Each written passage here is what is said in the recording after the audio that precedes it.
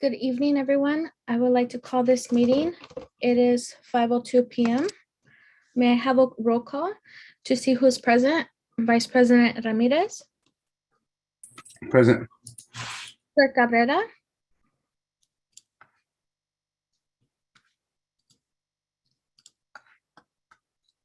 I don't hear Clerk Cabrera or see her. Board Member Magaña, Aye. I'm sorry, present. Board Member Uribe, Present. and I'm present as well. At this time, we're going to move on to public comment. Legal counsel, can you read any written public comments for closed session if we have any?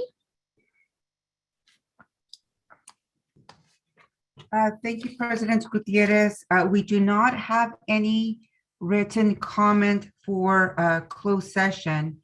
However, I do think that because we are starting with closed session, we may want to wait a couple of minutes just to see whether anybody wants to make public comments in real time relating to the 3 items on the closed session agenda.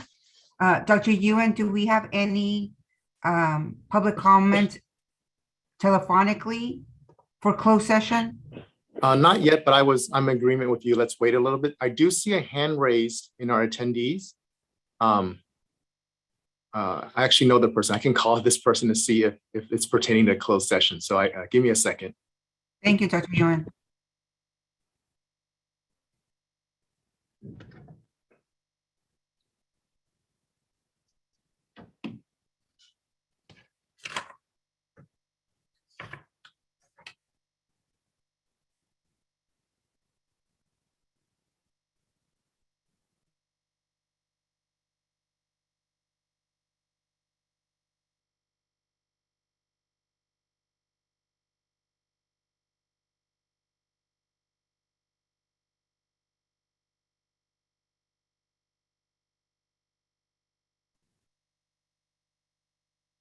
President Gutierrez,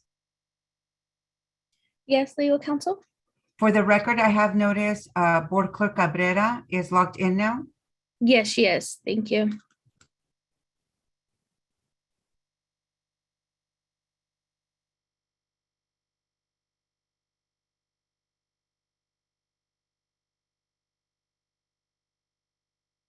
All right, Jonathan, Mr. Chen, can you please give John Nieto the mic? He would like to comment about a closed session item. John, you can speak now.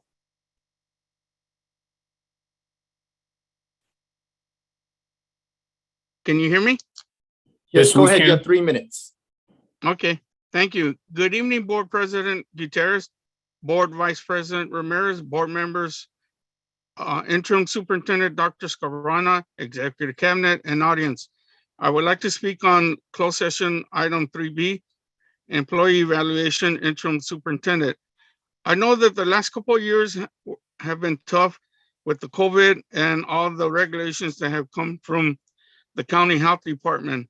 I have 2 godsons, one that has gone on to higher education and one that's still in the district. Dr. Scarana came in and did an awesome job in protecting the students and my godsons with providing them with a safe learning environment with the COVID going on. And it's just awesome. I can't say enough good things about Dr. Scarana. I know that his time is coming up, I think in the school year 23-24. I would recommend that you give him an extra year. Let him show us how he can do when the times are good. And I know he can do that because what he did when times were bad with the COVID. Remember this one quote that Rome wasn't built in one day.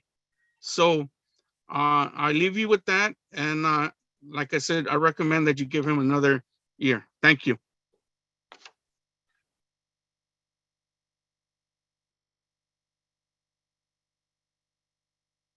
All right, and I don't see any other hands raised. And then the phone lines, there's nobody on the phone either.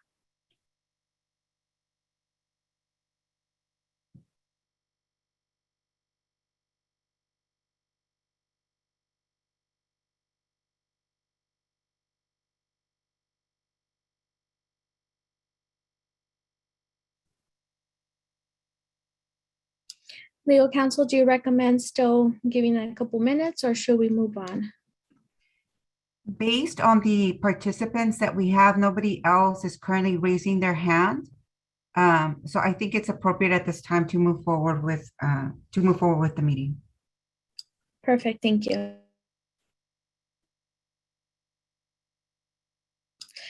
Okay, at this time, I'd like to have a motion and a second to recess into closed session. So moved. Second. All right, let's do a roll call vote. Vice President Ramirez? Aye. Clerk Cabrera? Aye. Board Member Magaña? Aye. Board Member Uribe? Aye. And an aye for me as well. We are gonna recess into closed session.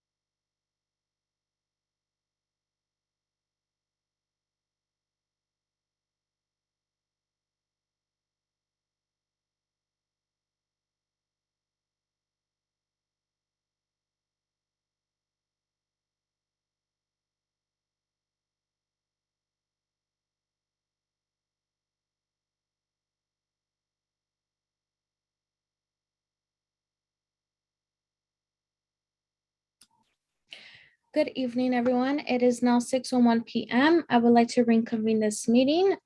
Ms. Akopian, may you lead us in the flag salute?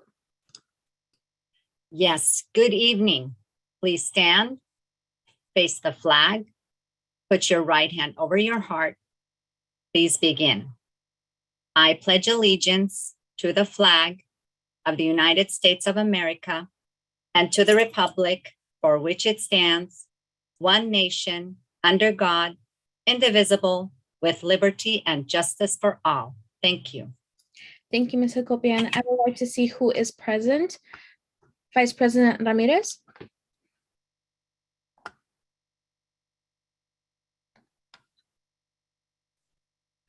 Vice President Ramirez. Present. Clerk Cabrera. Present. Board Member Magaña. Present. Board Member Uribe. Present. And I am present as well. Legal counsel, can you please provide a closed session report out? Yes, thank you, President Gutierrez. We convened into closed session at 5:10 p.m. this evening.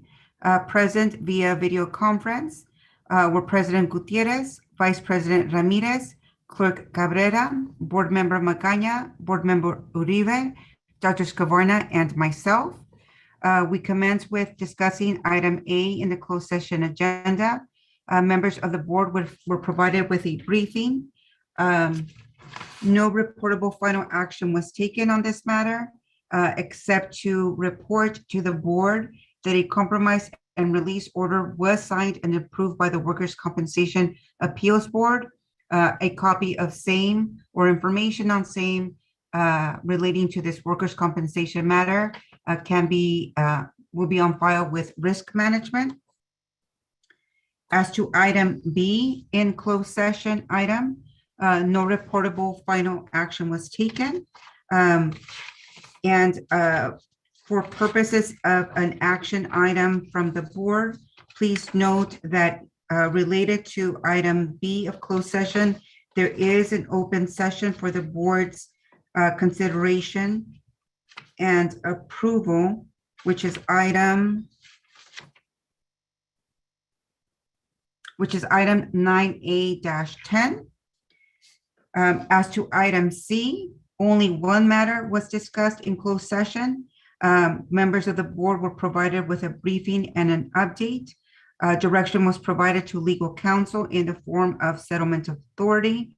No reportable final action was taken. Nothing further to report on that item. And as I mentioned, the second item was not discussed.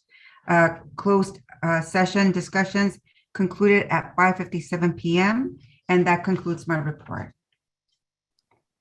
Thank you so much, legal counsel. At this time, we're going to move to approve of the minutes. May I have a motion to approve the minutes? So moved. Is there a second? Second. I heard Clerk Cabrera.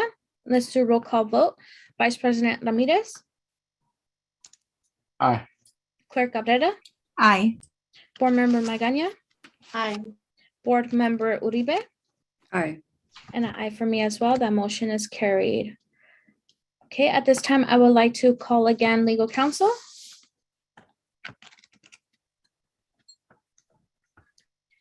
This is a statement regarding public comment. For members of the public who may wish to provide public comment in real time during tonight's meeting, we direct you to the instructions under item number 9 on tonight's agenda. Please ensure to provide public comment at the designated time for public comment by dialing 323-887-7900, extension 2494, or by clicking the raise hand button on the Zoom application, or dial *9 to raise your hand from a phone.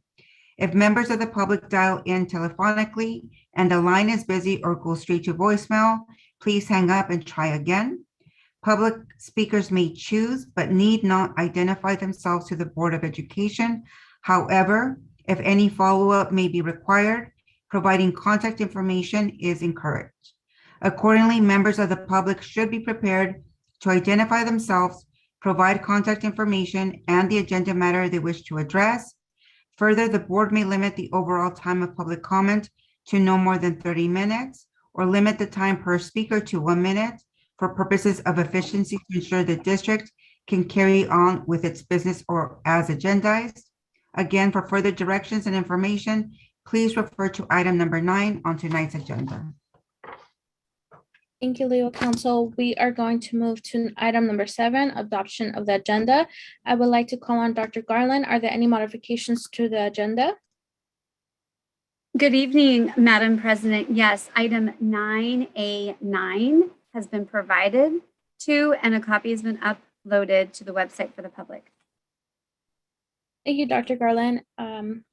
Is there a motion to approve the agenda with the modifications as indicated by Dr. Garland? So moved.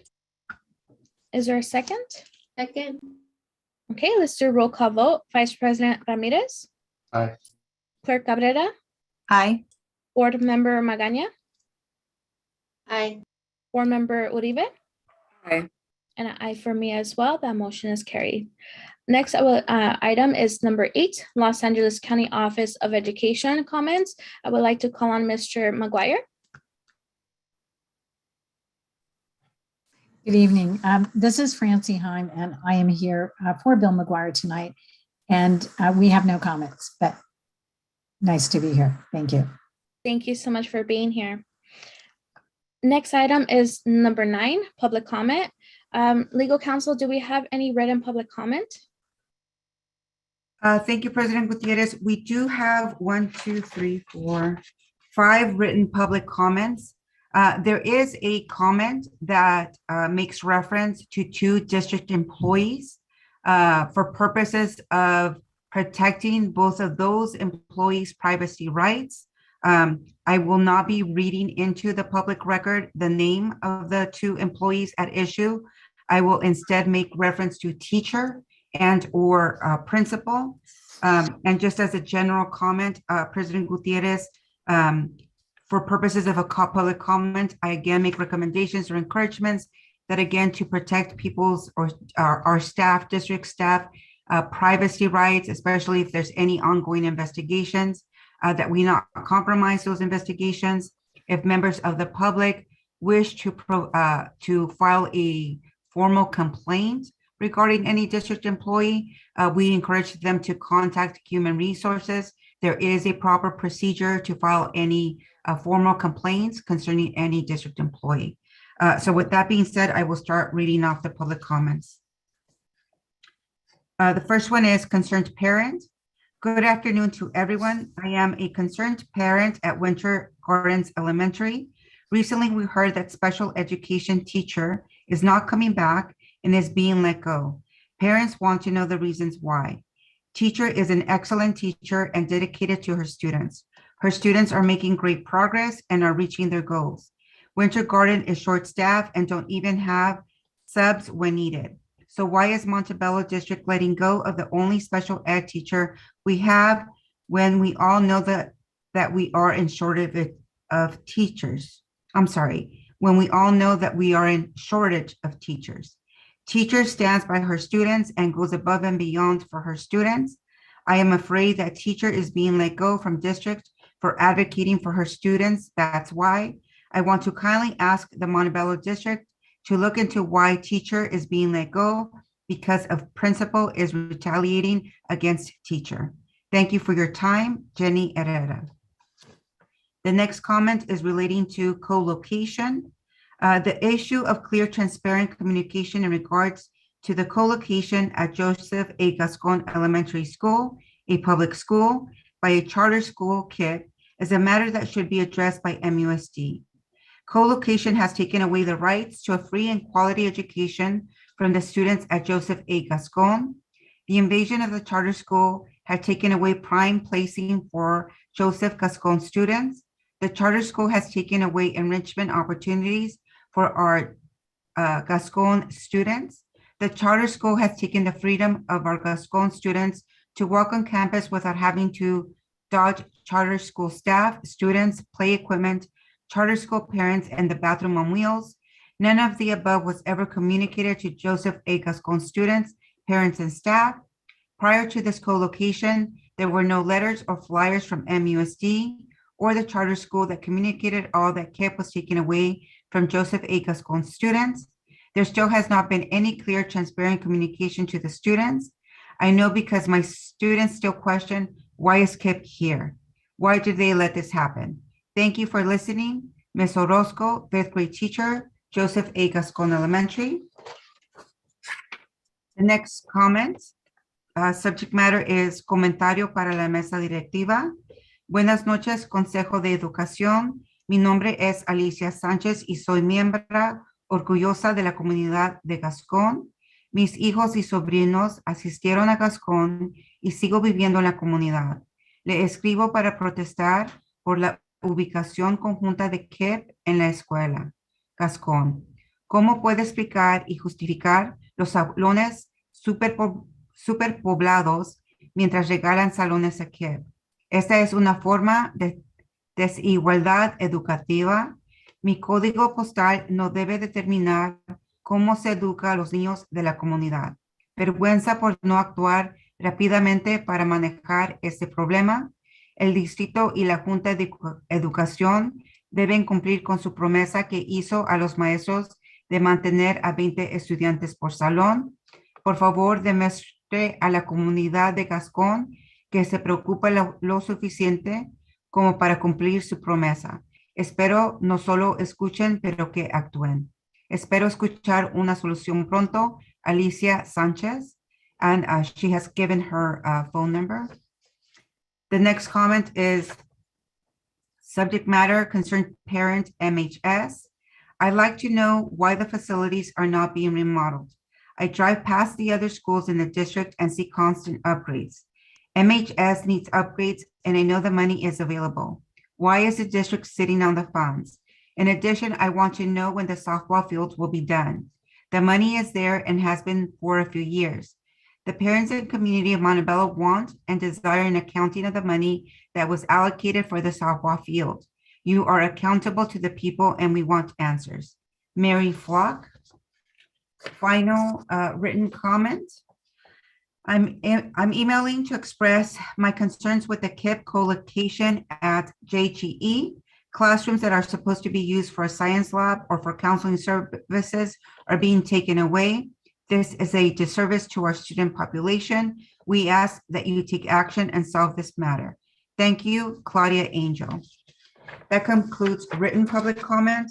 Dr. Ewan, do we have any telephonic comments or pre-registered and or real-time comments? Yeah, we have people called ahead of time. And then we also, I see some hands raised as well. So we can start with those who called in. And I'm going to try to organize the call. So I'll start with, there's 2 calls about the swimming pool at Montebello High. So I'll start with that first. So the first one is Samantha Corona.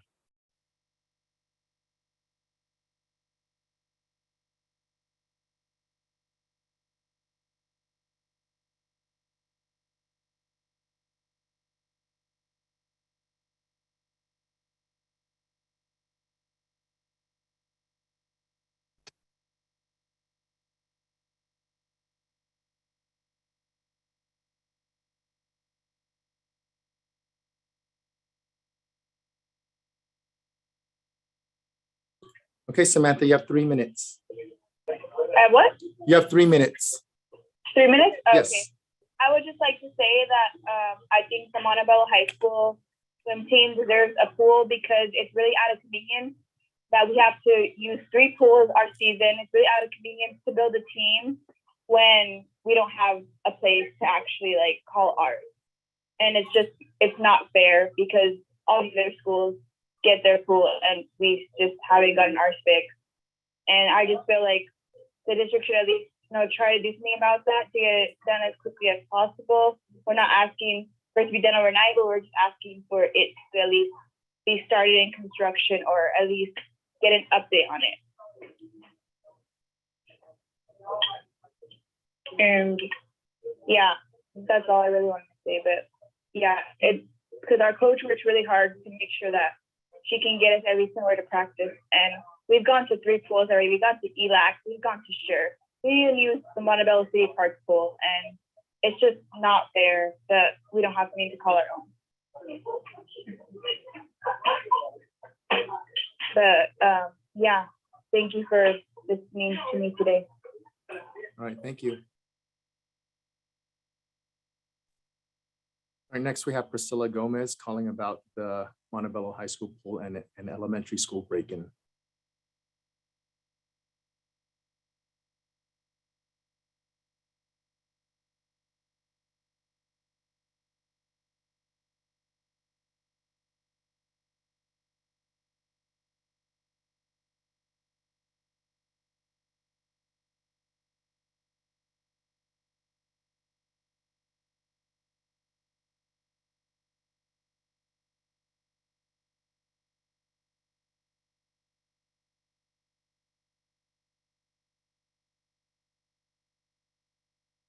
All right, go ahead. You have 3 minutes.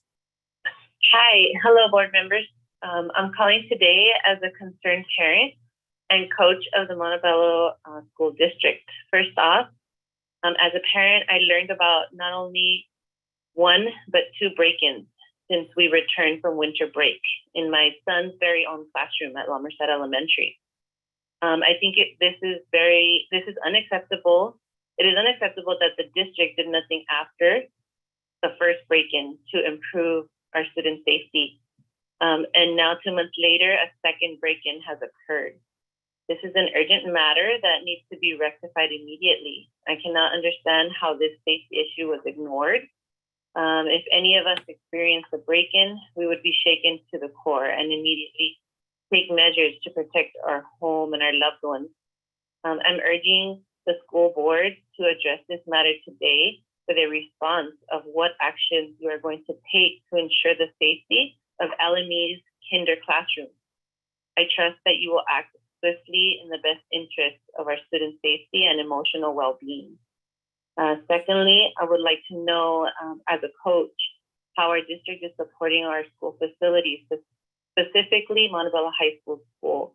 I'm a coach that is trying to keep students encouraged in sports and extracurricular activities. But it's very difficult for myself and our students to cultivate a team atmosphere and unity when we have to travel to 3 different pools to complete a full sports season. I ask from you board members that timely communication is being done between the project administrators of our new pool and Montebello High School's administrators to best provide exactly what our students need from our schools. Thank you. All right, next we have Erica Estrada calling about charter school.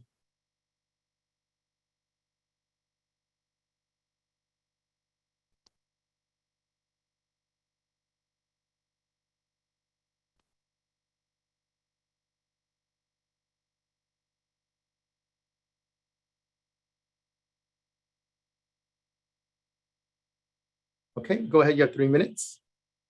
Hi, my name is Erica Estrada, and I've dedicated my whole career as a teacher in the community of Joseph Gascon Elementary. As you're well aware, I've been speaking at every board meeting, and we will not stop speaking out against the co-location at our school. I'm heartbroken to know that our concerns have been falling on deaf ears. The message is being sent that our school doesn't matter, Gascon doesn't matter, and there's nothing that anybody in the board or the district can say to convince us that Prop 39 is fair and moral. But we will not give up. We will continue to fight for our school until we have our school back. Now, I know board members, and I know everybody here, Dr. Yu and Dr. Scarvana, I know you have children or young family members, and think about how it would feel to be, just put yourself in the shoes of our community parents at Gascon Elementary. Not have a single meeting with the parents to address their concerns, to address the changes that their school is going to have. Another 4 or 5 classrooms taken away from Gascon students, and not a single message to the Gascon parents. Don't even talk about the teachers. Not to mention the teachers, us that teach the children, but the parents of the community. If it's 1 parent or 50 parents, that 1 parent matters. And just to explain Prop 39, it's a law, doesn't mean that it's correct and that it's not fair for our children at Gascon Elementary. So I'm heartbroken, but we will continue at every single meeting. It doesn't matter how long it takes. This might take years, but we are going to continue fighting for our school, and we're heartbroken that nothing, class size has not been addressed. None of the public comments in the past 3 months have been addressed, maybe one or two. None, 90% of our concerns have not been addressed. So we're heartbroken, we're sad, we're disappointed. As a teacher, I've been here 23 years. I love my community. I love Gascon. And it breaks my heart that 1, 2, 5, 10 parents are being ignored and being just explained as Prop 39. So I'm very sad, but we will continue to fight. We will continue to advocate for our students. We love our students. We love our community. And we hope that you would address the community. I think that's the least that they deserve, an address from the district, from somebody in the district, the board members, to even visit the school. I don't know if have we had anybody visit our school? I don't know, but I hope you do. And parents that are listening, we're going to be working side by side with you. We're going to continue working for Gascon. Thank you. Right, next we have Anna Palomera calling about special needs teacher.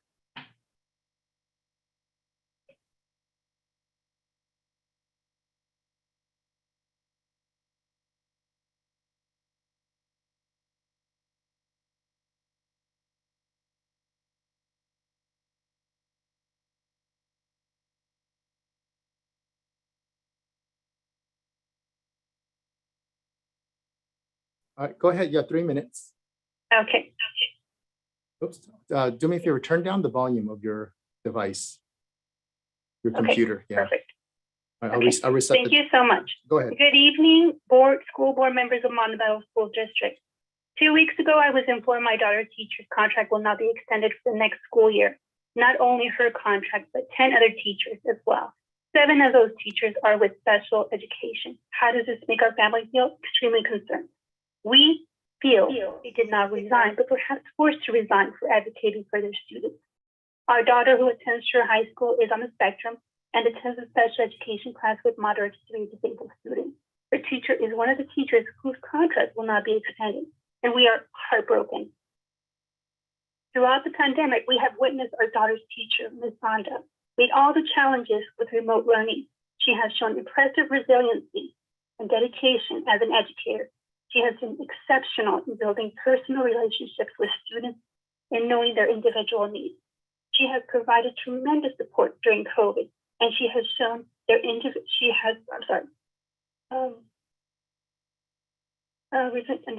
has an exceptional building personal relationships with students and knowing their individual needs.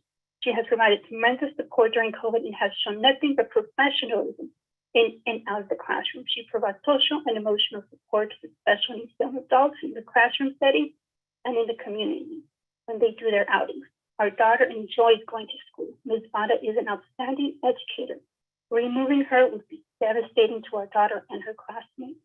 We earnestly implore you to reconsider extending her contract. She is part of our community and the special needs education community.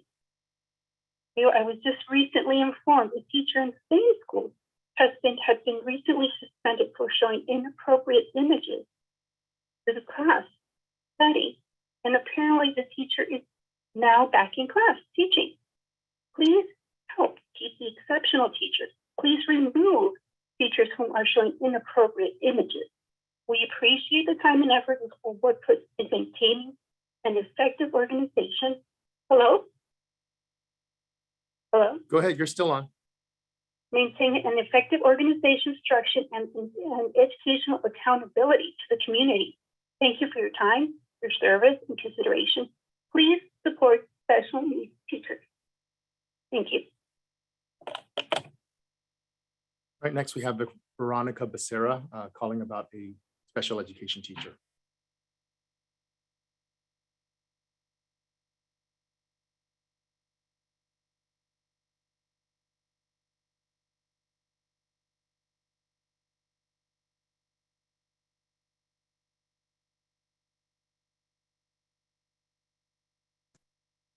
All right, go ahead. You have 3 minutes. Yeah. Hello? Go ahead. You can start. Oh, yes, my name is Veronica and I'm calling on behalf from Ramirez. She attends Sure High School special education. And I just wanted to make sure I really would like if you guys will give my daughter, or actually let her teacher stay for, many years to come until, she's the best teacher my daughter has had. And she has learned so much, so many things, independence, how to take care of herself so far, how to cook. She loves going to school when she didn't do that, so I really would like for her teachers to stay at Sure High School, and her, it's Miss Banda, that's her special education teacher. Does that conclude your comment? Yes. Okay, thank you. Thank you. Next, we have Gloria Teresa calling about a special education teacher.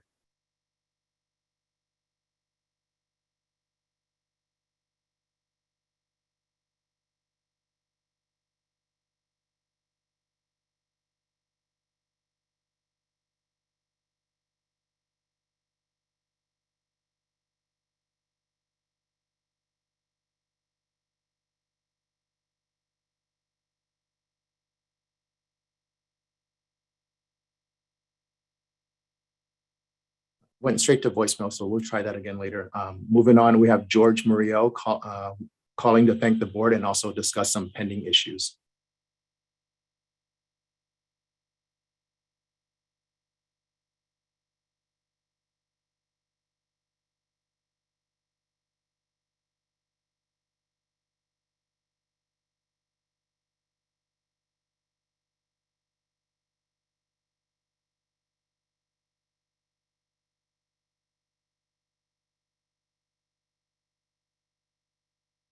All right, go ahead. You have 3 minutes. Go ahead. Am I on? Yeah, go ahead. You have 3 minutes. Yes. I'd like to thank, my name is George Muriel, and I would like to thank the Board of Education, Ms. Jennifer Gutierrez, along with her distinguished colleagues, for your approval of my past due overtime from October of 2019, despite the strong disapproval of staff. Thank you to the district also for a recently launched investigation of discrimination, harassment, lack of due process, and all the equal access and opportunities that I have claimed with the district. I'm glad that they're moving forward with this investigation. And I also would like to mention that all of these issues I have in various emails that I'm sure have reached some of the board have been issues that I've emailed and have had no response from district staff in correcting them. So I'd like to mention a couple of outstanding issues that still remain that have yet to be addressed. The selection of an administrative staff who participated in the prep of my demotion and assigned him to be included in my interactive team in the workers' comp. And due to my protest of this person being selected for this team, and I lost 10 of my unused sick time, and that I would like for those 10 days to be restored. So that's one of my claims. Another of my claims is that along with all the administrators at the end of 2018-19, were offered vacation time to all administrators at the end of the school year. I was present, and the district's decision to dispossess me of a position in student service once again disfavored me, and was once again through the initiative of the Assistant Superintendent of Student Services. It was not my decision to be moved to a bargaining unit member position. And once again, this is a discussion that I initiated initially with finance, and I was referred back to the district with no resolution. I've not heard I did communicate with Dr. Scavarna about this. I know that Dr. Scavarna is doing his best. He's inundated with so many issues, as the board is as well. And so I want you to know that the reasons why I was put in as counselor in the position that claimed by district that it best suited the needs of the district All right, thank was a you. lie. And so I would like Thank you. That was 3 a minutes. response to that. Thank you. Next, we have Marina Martinez Smith calling about later start times and late pay.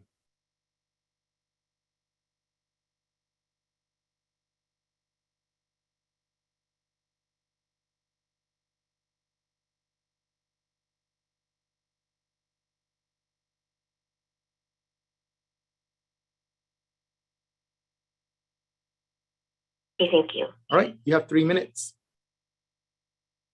Good evening, President Gutierrez, members of the board, Superintendent Dr. Scavarna, Dr. Ewan, members of the Executive Cabinet, and audience members. Hope that you and those you love are healthy and safe. Thank you to everyone attending this evening for taking the time after a long day of work to advocate and seek to improve the welfare and education of the students of the Montebello Unified School District, especially after the daylight savings time change. Recently, many teachers, coaches, and students have reached out in concern regarding the later start for next year. When will the high schools be notified of the new start time? Currently, there are rumors that school will be from 9 a.m. to 4 o'clock p.m. for sure high school. I also was informed that the decision comes from the district office. Before you make any decision, please consider the repercussions of the later start times on the after-school programs and sports. Can we stay as close to the original start time for each campus so our after-school programs and teams are not dramatically affected? We've been told repeatedly that it is based on transportation. What about the students who picked up their siblings from school? Will there be after-school care provided for those younger elementary students while they wait for their older siblings to be dismissed from school? In the winter, many of our students will have to walk or take the bus home when it is dark, especially those who participate in our after-school programs or sports. Is this going to be safe? Will the high schools be prepared with sufficient lighting and security? We are already experiencing a shortage in so many positions, and with so many adjunct duties remiss in pay, who will want to fill these positions? Speaking of remiss pay, I still have not been compensated for working for the 2021 graduation last June and worked with many colleagues who are also waiting to be compensated. I also collaborated with my department last June. We are still waiting to be compensated as well. Are our PRS still sitting on that abandoned desk, still waiting to be processed? It almost has been a year. Please, the employees of the Montebello Unified School District deserve timely and consistent pay. Can the timeline that is used for payment as adjunct services or additional assignments please be presented or shared so that the employees of the Montebello Unified School District can plan their lives effectively? Lastly, what is the protocol for non-reelect teachers on temporary contracts? We are experiencing a teacher shortage, especially in special education. How can we lose another teacher who began their career in 2004 as a teacher's assistant and maintains a good record with the district and an excellent rapport with her students? Thank you so much for your time and good night. Next is Amy Shrens calling about the interim superintendent matter.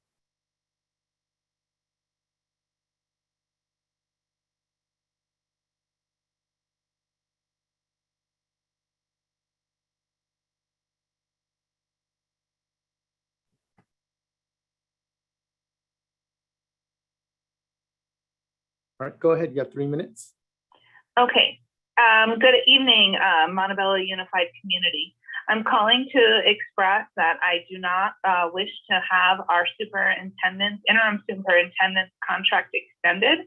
The Montebello Unified Community deserves to have a superintendent that is conducted by an effective search for a superintendent.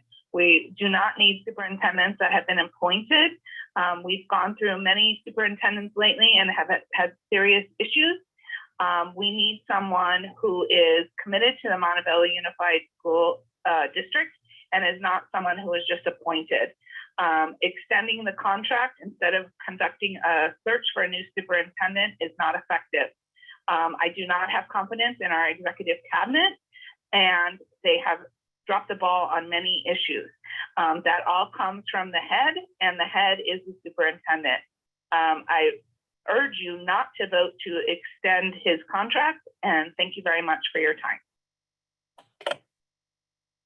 Next, we have Leslie Vega calling regarding a parent concern.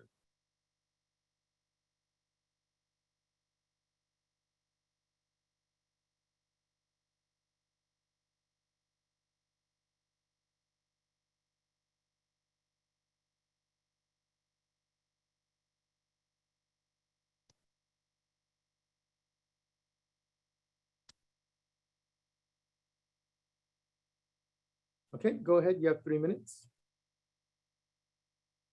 Go ahead. You can start. You have 3 minutes. Oh, okay, thank you. Good afternoon. I'm a parent at Winter Gardens Elementary. My name is Leslie Vega. Today, I'm calling to publicly ask the board members and superintendent to please make a difference in the community. As a parent, I'm so tired to express my concerns to Mr. Franco, to Mr. Sam, to Dr. Garland. The list can go on. All parents and all students deserve to be taken seriously. We are tired of simply being asked, what is your concern? We are extremely tired. Mom. Please consider visiting each individual school to really hear parents and student concerns. That's my comment for today. Thank you. And I'm going to try Gloria Teresa again.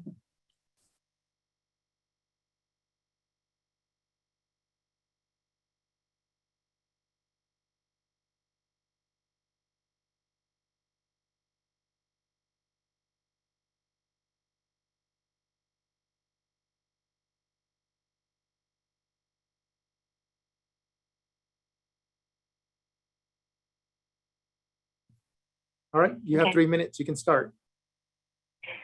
Okay, hello. My name is Dr. Gloria Preza, and I am a parent of a student in Ms. Banda's class, a special education teacher at Shore High School.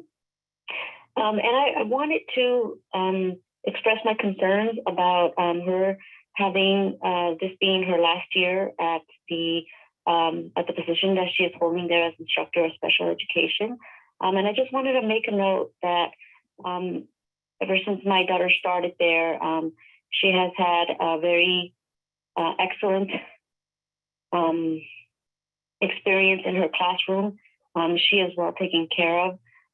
She has thrived tremendously from her previous experiences in your special education program.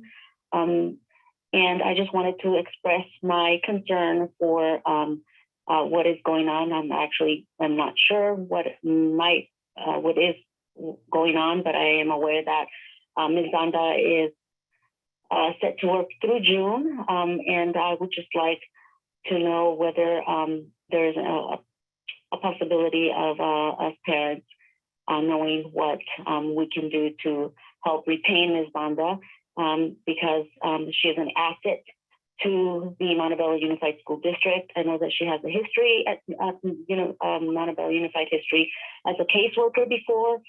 And I know colleagues of her that have spoken tremendous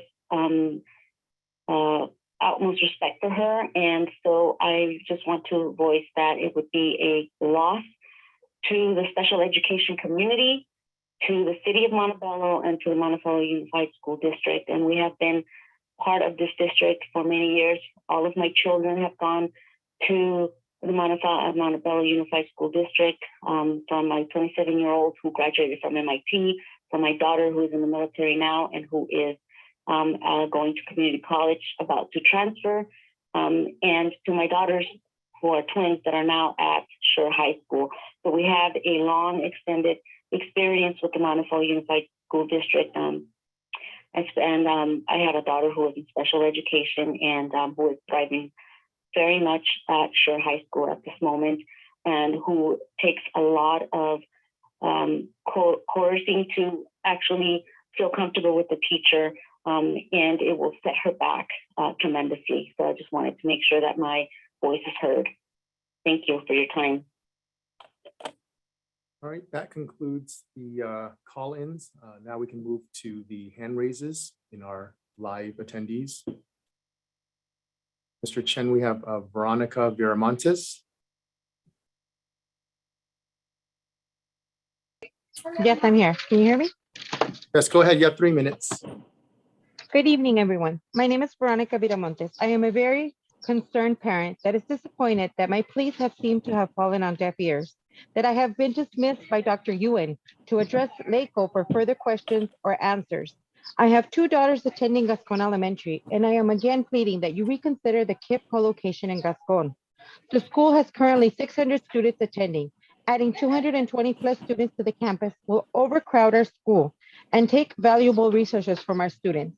In a time where COVID is still very real, you are putting my daughters and all the kids at Gascon at risk by overcrowding it.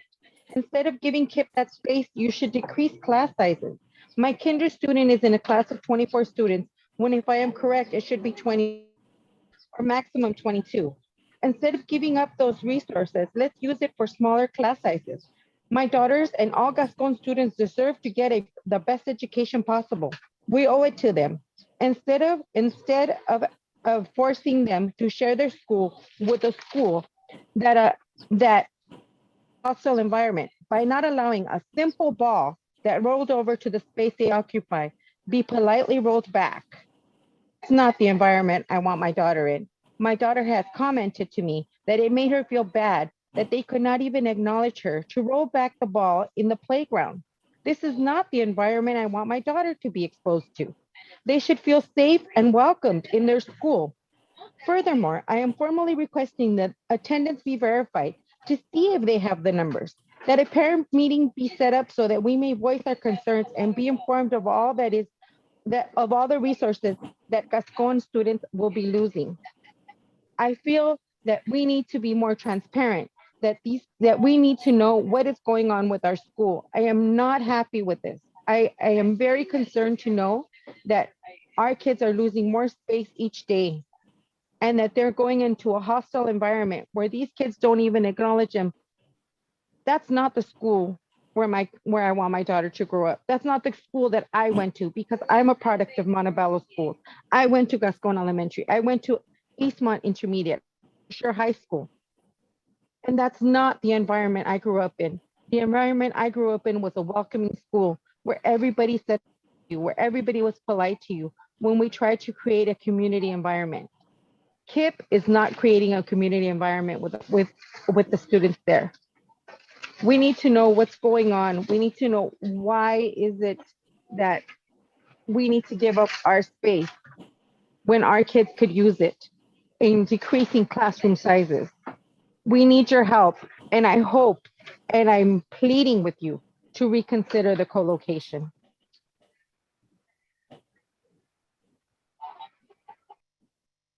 All right, thank you. Jonathan, we next have Jessica Zawal.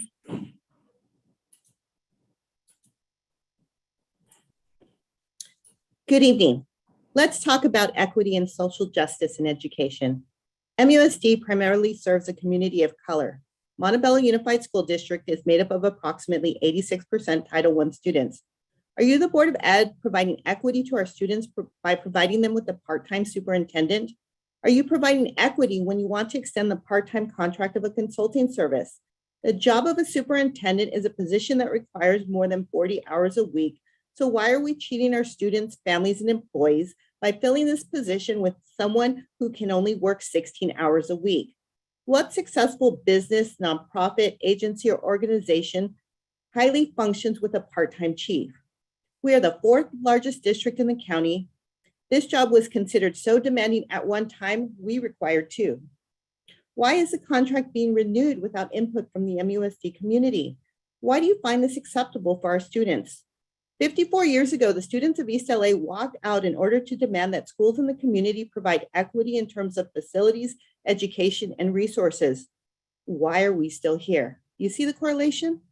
I do not understand why the school board would not ensure that the district had a full-time leader to provide full-time attention to our students, families, and employees. We have an entire district that needs to be addressed, not just one department. Our cabinet should not have to carry the load of their position as well as the work of the job that part-time doesn't address. How is that supporting our leadership? How is this supporting mental health? The transparent process of hiring a full-time superintendent needs to start now. Think about how the community feels about your lack of support for those who make up MUSD. We have community organizers who want to talk about loopholes to avoid the co-location, and no meeting has been set up. However, you were able to find a loophole to hire a consulting firm to hire a part-time retired education administrator. The district had one of our biggest parent engagement activities last week, the Parent Involvement Academy. This is an event where our district leaders, our superintendent should be to welcome our parents. Was this the case? No, and it's wrong. Where are the walkthroughs to go see what all the open comments are addressing in person? Part-time just doesn't allow for this to happen. Class size, still an issue. Pay being received, still an issue. Lastly, someone in our executive cabinet should also reflect our community, perhaps even speak Spanish. Representation matters. What are we telling our students if no one at the very top looks like them? I am sure you all take pride in your positions as board members who grew up in the community, but why are you not making sure that at least one of our top leaders represents our community? Because this voice matters. Thank you. All right, Mr. Chen, we have Elizabeth Kasharian.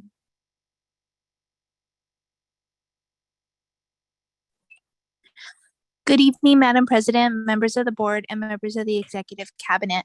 My name is Elizabeth Kacharian, and I have taught for the last 20 years at Bell Gardens High School.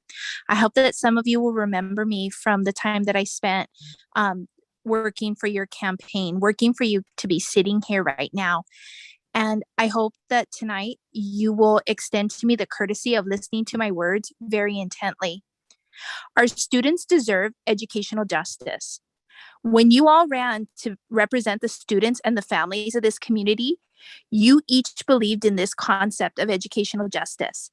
And educational justice starts with having the appropriate staff in place, and that includes a full-time superintendent to captain this ship.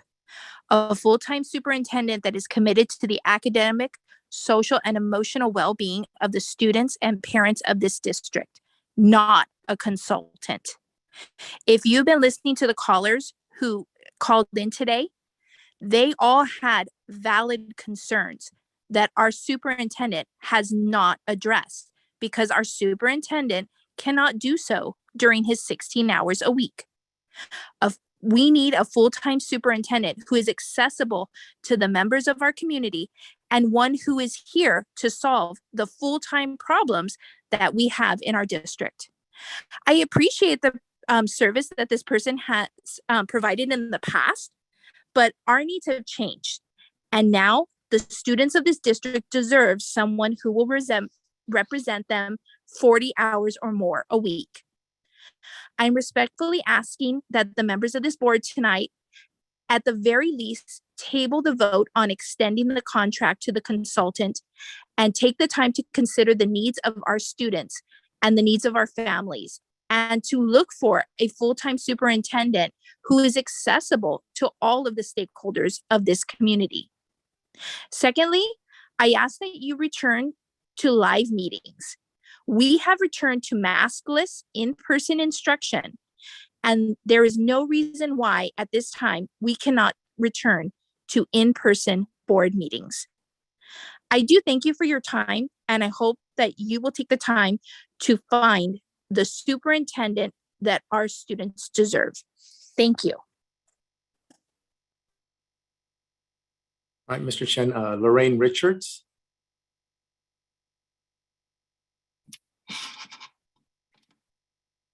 Good evening, School Board President, Ms. Gutierrez, board members, Superintendent Scavarna, and Cabinet. My name is Lorraine Richards, and I am speaking as a parent. A few years ago, specifically 2017, when the district was experiencing financial difficulties, MUSD was required to participate in a state audit, where I gave testimony in Sacramento. Little did I know the findings created MUSD's destiny. The audit generated oversight by an individual that was appointed by LACO. I did not know the appointed individual would end up as interim superintendent. What direction is the district going? All board members need to ask yourself that. The district needs to improve and understand that there is a vested interest for the success of the district. How can there be continuity if the superintendent's not permanent? Part-time superintendent will get you part-time results. Can you imagine where MUSD would potentially be if there was a full-time commitment? I'm glad that my son's teachers are going above and beyond this year with providing in-person instruction. Another aspect is community schools is on the horizon, and it will provide my son and all students with many services. In order to maximize the full implementation, it will require full attention and full time in superintendent. As a board member, you were elected to provide the best education for the students. Yes, these are unprecedented times with COVID, but that's a poor excuse to delay this type of search for a superintendent that will have MUSD school district move forward. And lastly, a board member to accuse the increase of a 6% pay to retain and attract teachers a reason to not have facility improvements at a school site is very disappointing. When the election previously occurred, I participated in multiple campaigns for you board members that are sitting there in a hope that our board and our school district would move in a different direction. And I am simply not seeing this. Please think about that connection with a part-time superintendent. Thank you and have a good evening. Next, we have Diana T. Dr. Ewan, I see Anna. She was ahead. Have we tried letting Anna speak? Anna, are you the same Anna Palomera that spoke earlier?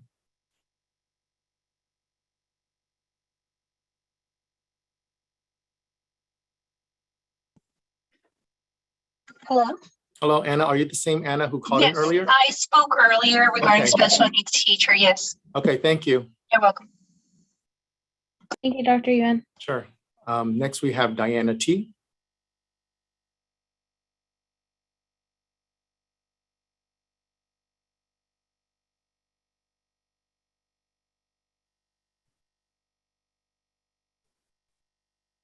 Hello, can you hear me? Yes, go ahead. You have 3 minutes. Thank you. Madam President, board and community members, I am a concerned parent from Joseph Gascon Elementary, and I have spoken up several times during board meetings addressing the co-location at Joseph Gascon Elementary. And I am very dissatisfied because no one has reached out to me, and I have reached out to board members and have not heard anything regarding my concern. I am asking that you please revisit this concern regarding co-location. This does not work. It hurts our students, and it is not fair that classrooms are taken away and resources are taken away from my son's school. It is a shame the district does not prioritize and does not address your parents' concerns. Your priorities should be to ensure high achievement for all learners because MUSD students should deserve the very best. I demand that for future plans, us parents should be aware of what is going to happen because I was never aware a KIPP school was approved inside my son's school. I appreciate the time. Thank you very much. All right, Mr. Chen. Next, we have Christine Demas.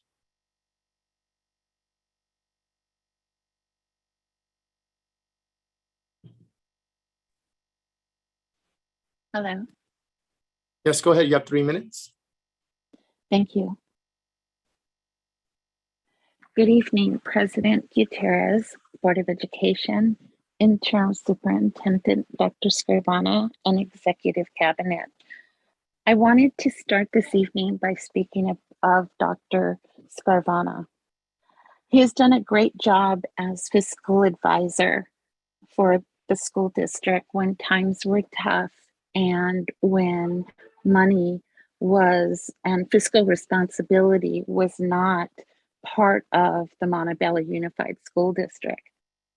He's also doing a great job as an interim superintendent. However, I do believe that classroom sizes in charter schools still need to be addressed, something that our Board of Education needs to push our superintendent. MUSD is vulnerable all the time, and we are also losing kids, again, to charter schools.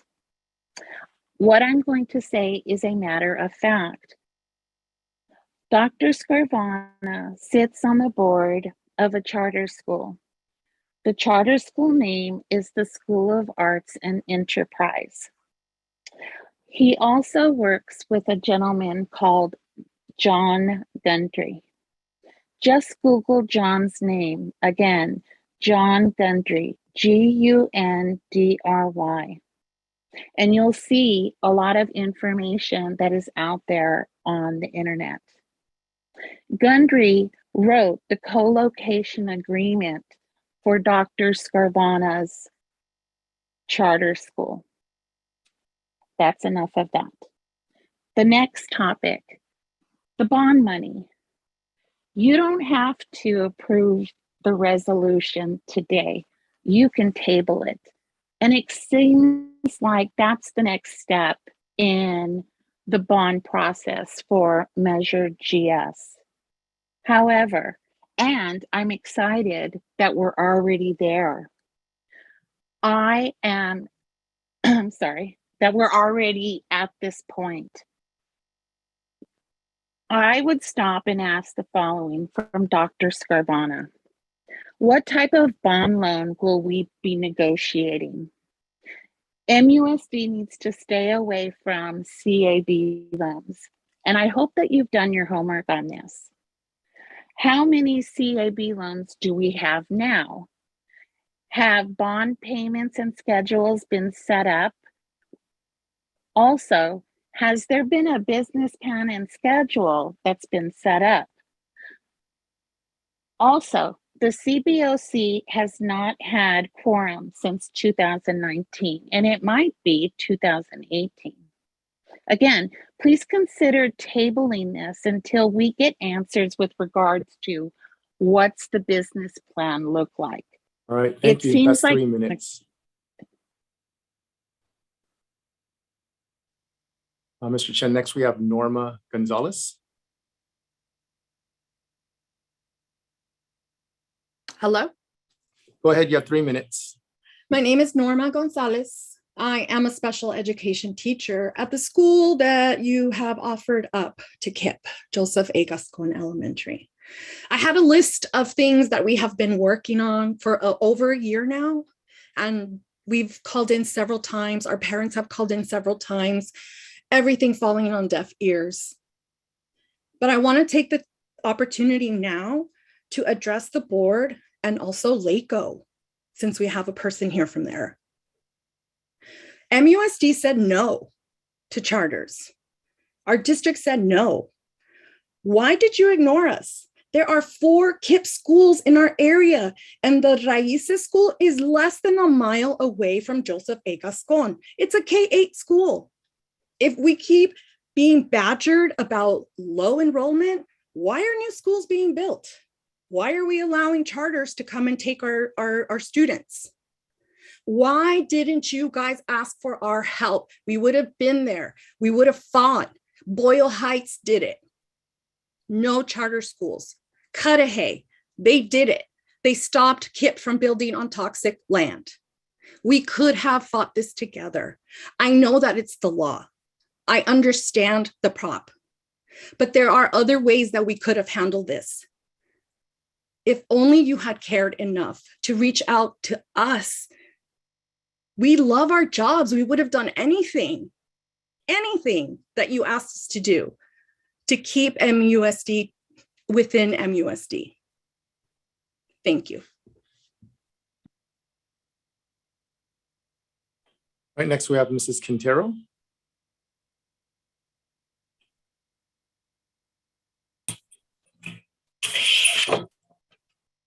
Go ahead, you have 3 minutes. Good evening. Dear Madam President, Executive Board of Education, Interim Superintendent, and members of the community. As an 8th grade middle school independent studies teacher that has worked for the district for 20 years in multiple capacities, I too would like to advocate that you table the vote for extending the interim superintendent's position for the same reasons that have been aforementioned. I too would like to advocate for you considering lowering class size. I stand united with my teacher colleagues who continue to advocate for lowering class size. A lowered class size in all grade levels is paramount. It's what our students deserve. Lowering class size provides enriching opportunities for our students, whether they're in GATE, AVID, dual immersion, and special ed. Research has shown that lowered class size provides a lower disciplinary issue rate. It provides time for intervention for the loss of instruction that we've all incurred due to this COVID pandemic, and has many, many more benefits to our community. So when you think about class size, I would urge you to make a decision that benefits all of our students, academically, socially, and behaviorally.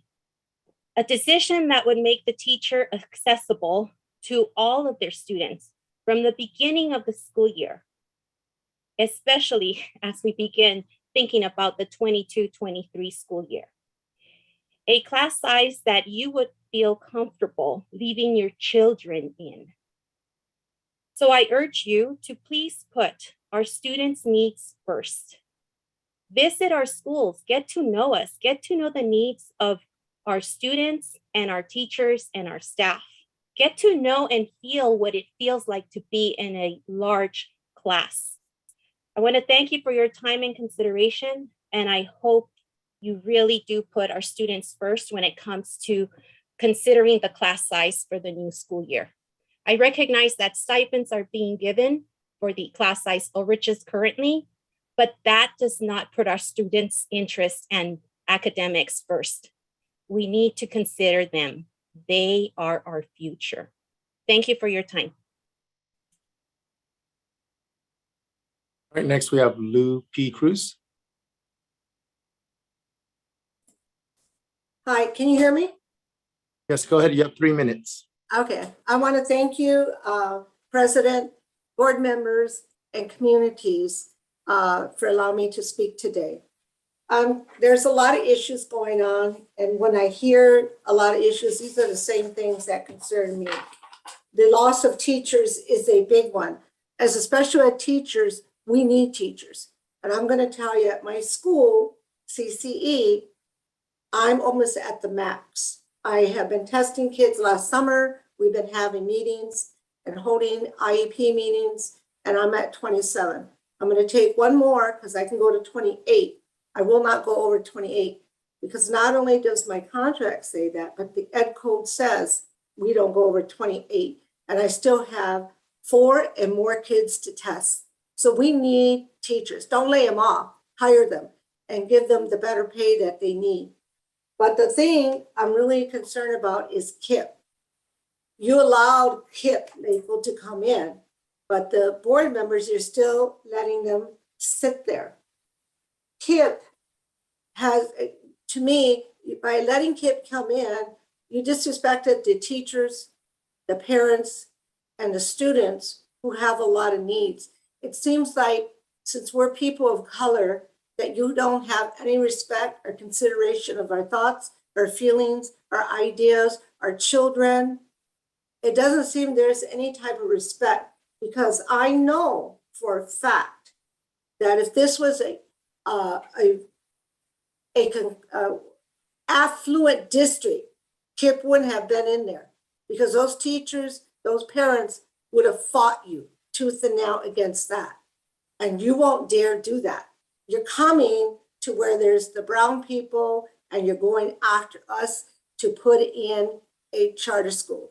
This charter school is infringing on the rights of the students that are legally there because they're taking away part of their resources. They're taking away rooms. And I did do some research. And according to my research, the standard class is 900 square feet. And students, they are allowed per student to have 15 to 20 feet. So I would tell the teachers at JGE, go measure your rooms and see how much space you have, because KIPP is taking it away. And this board members need to be held accountable. Board members and superintendent, you need to be held accountable for what you're allowing to happen to teachers and parents and students. Now, KIPP, I already told you this board, but I'm going to say it again because I know that Ms. Gonzalez mentioned it. In Cudahy, they tried to build a school on toxic land. Think about it. Well, how would you like it if you went there, your brother, your sister, your nephew, your niece? All your right, cousin? thank you. That was 3 minutes. Wow, that was a fast 3 minutes. Thank you. Mr. Chen, next we have David Navarre.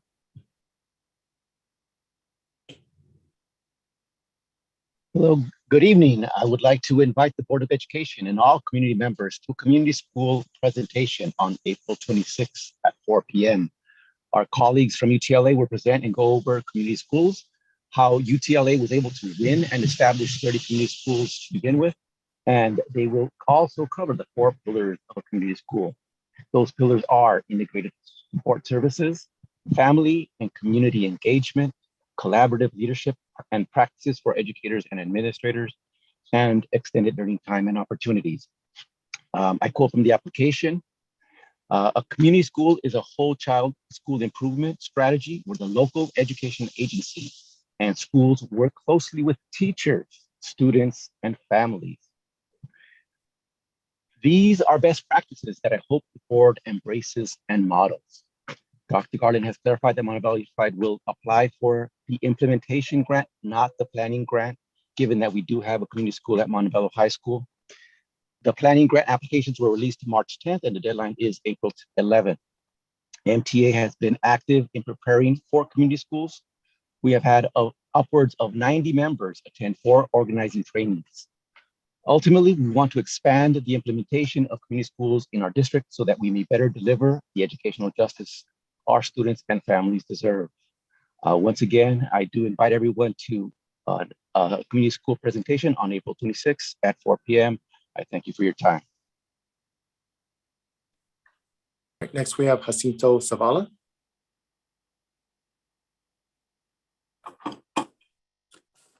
Good evening, President Gutierrez, members of the board, Interim Superintendent Dr. Scavarna, and the Executive Cabinet. My name is Jacinto Zavala, and I am a former principal and currently a second grade teacher at Bell Gardens Elementary. The purpose for my comment is to remember a former colleague and dear close friend, Leticia Garcia, who passed away March 14, 2021. Ms. Garcia graduated from Montebello High School in 1988, moved on to UCLA, then came back to serve her community in our district. Ms. Garcia dedicated 25 years of her life to our district as a teacher and principal. During this time, she had a positive impact on students, colleagues, and the community. She was passionate about her work and was dedicated to improving her school. Ms. Garcia was honest, kind-hearted, positive, and loyal. She never looked out for herself, but rather what was best for the school, community, and the school district. Ms. Garcia always poured her heart and soul into everything she did. The impact she made will live on with those whose lives she touched. I am confident that I speak for many. If you do that, you're going to break that top off. All mine are ripping, I think, because of that. I didn't rip. Don't do this. But those rubber things are ripping And off. can we mute, please? Sorry, Mr. Zavala, for the interruption. Any meeting?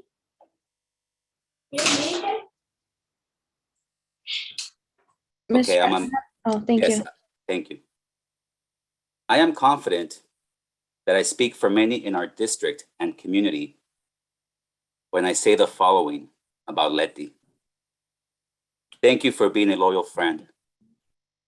Thank you for listening to me when things got rough. Thank you for being genuine. Thank you for always seeing the positive, even when it was difficult to do so. Thank you for your advice. Thank you for your commitment to bringing positive change in every school you stepped in. Letty will forever be a role model to her children and to all who interacted with her in our district. She is truly missed and will never be forgotten. Dear Board of Education, I respectfully ask that you adjourn tonight's meeting in honor of Leticia Garcia, a dedicated mother, wife, daughter, aunt, employee, and friend to many. Thank you for your time. All right, next we have Carolina Alvarez.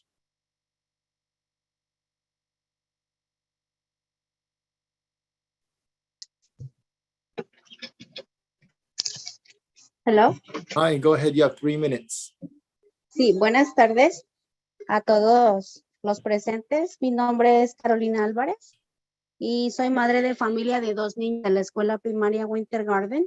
Uno de ellos se encuentra en clase especial y recientemente nos enteramos de que parece que para el próximo año ya no va a trabajar con los niños. Entonces, estoy muy desconcertada con la noticia porque Nicolás es un niño que tiene autismo, tiene retraso de aprendizaje, de lenguaje, y la maestra Hilda Plasencia es una persona muy capacitada para estar frente a los niños y que sé que para el próximo año quizá mi hijo pueda tener algún retraso en su aprendizaje debido a que ya no pueda trabajar con ella más tiempo. Yo sé que la maestra es una persona capacitada porque Nicolás, mi hijo, ha estado siendo alumno del mes en algunas ocasiones y ha superado sus metas de IEP gracias a que la maestra hace un gran trabajo con los niños, y yo sé que no nada más con el mío, sino con todos sus alumnos. Y realmente yo desconocía que la maestra tenía a cargo en su mismo grupo niños de primer grado, de segundo grado, y que tiene que dedicar su tiempo a cada uno de ellos para que ellos vayan al nivel de aprendizaje. Entonces, gracias por su tiempo y por escucharme. Es todo.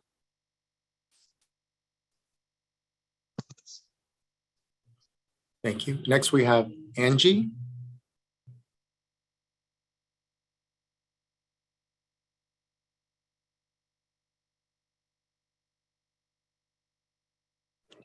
Hello, can you hear me?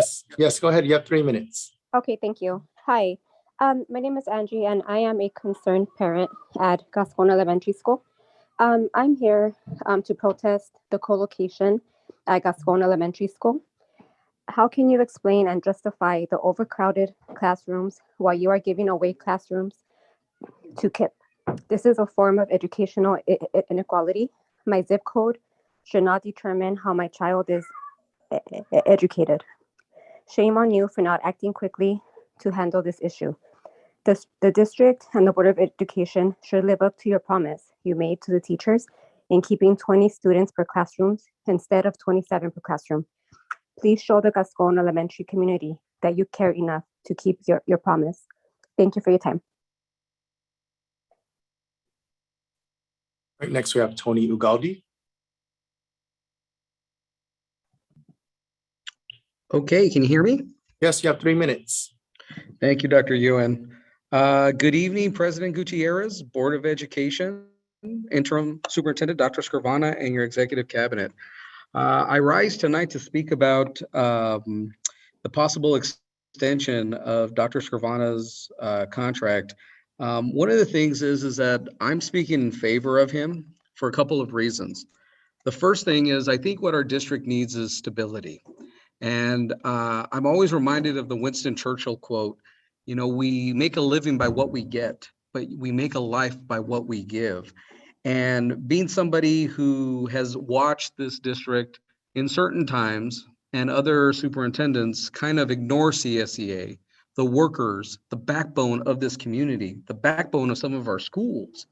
You know, when I look at the numbers, when Dr. Scrivana first got in a couple of years ago, we were at 60% staffed, CSEA. We were not fully staffed.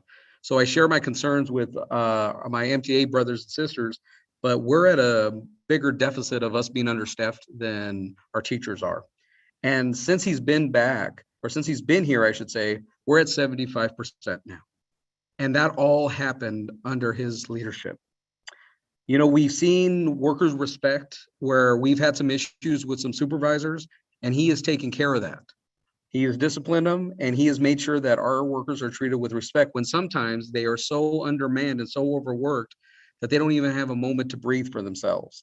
You know, it's funny, there was one of our MTA brothers and sisters spoke about justice. I define justice as giving every person their due. So personally, I would endorse him getting the extra year because we need stability in our district. We've had too many comings and goings. There's the worker respect and morale is a bit higher since he's been on. And what I would say is when we talk about justice, yes, justice for our kids, justice for our teachers, but justice for those who serve in a role that's not only essential, but extraordinary for what they do. So for whatever it's worth, from CSEA, Dr. Scrivana, we want to publicly say thank you. Thank you for the stability you've brought, the worker respect back, and given the justice to our workers who you've seen the need and you've helped out as best you could. And we know under your leadership, it will continue. Thank you.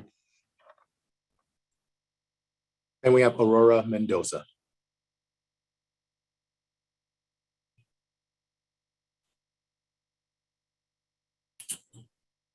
Aurora has a lower version of the Zoom. I need to move her if you guys okay with that.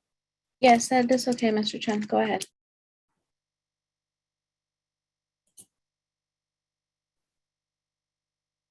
Hello, my name is Aurora Mendoza.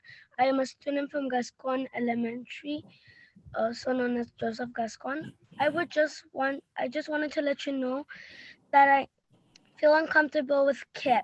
They have porta potties which smell and I cannot breathe, and they are unfriendly.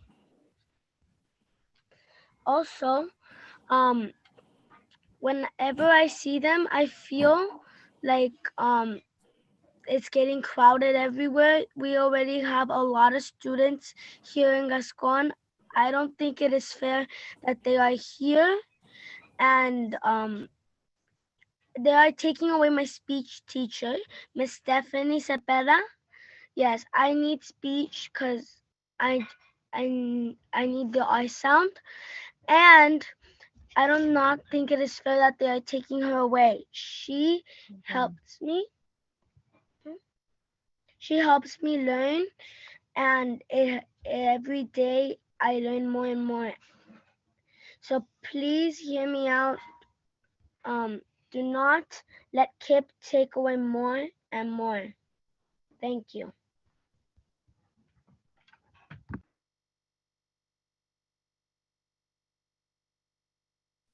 All right, that concludes the hand raises, and also there's no call-ins right now. Okay, thank you so much, Dr. Ewan. We'll go ahead and move on to the item number 10, discussion and action items. All right, at this time, we're going to consider item 10A, resolution number 22, of year 2021-2022, authorizing electronic meetings of the Governing Board of Education during a state of emergency pursuant to Education Code Section 54953E. I would like to call on legal counsel. Yes, thank you, President Gutierrez. Before the board tonight is a resolution to make the, this is a resolution to make the ongoing reaffirmation, to make the determination necessary to invoke AB 361, which allows the governing board to meet electronically for the next 30 days. Accordingly, it is our recommendation that the board ratify the following, approve and ratify the following motion, that the Board of Education approves resolution number 22, 2021-2022, authorizing electronic meetings of the Governing Board of Education during a state of emergency pursuant to Government Code Section 54953, subsection E.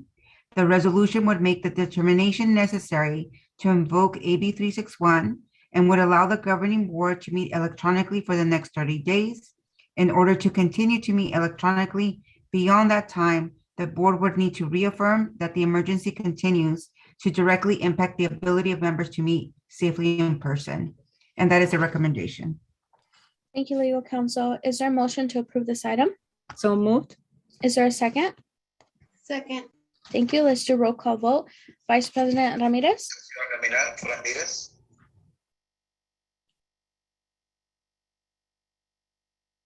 Vice President Ramirez. Hi, sorry, I was confused. I heard I think the interpreter's on mute. There you go. I did hear that too. I was like, that sounds like a gentleman speaking. Okay. Clerk Cabrera. Aye. Board Member Magaña. Aye. Board Member Uribe. Aye. And an aye for me as well. That motion is carried. At this time, we are going to consider item 10B, approval resolution number 23 of the year 2021-2022 in support of Assembly Bill 75, Kindergarten Community Colleges Public Education Facilities Bond Act of 2022. I would like to call on Mr. Allington. Good evening, Madam President. Thank you very much. Good evening, members of the board, our superintendent, cabinet, our co-workers, and our community.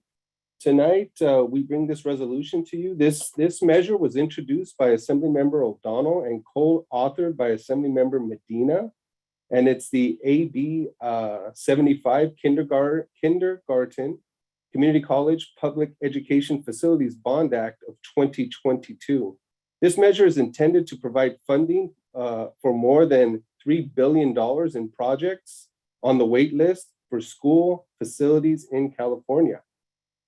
Tonight, I recommend that the Board of Education approves resolution number 23, 2021-2022 in support of Assembly Bill 75, Kindergarten Community College Public Education Facilities Bond Act of 2022.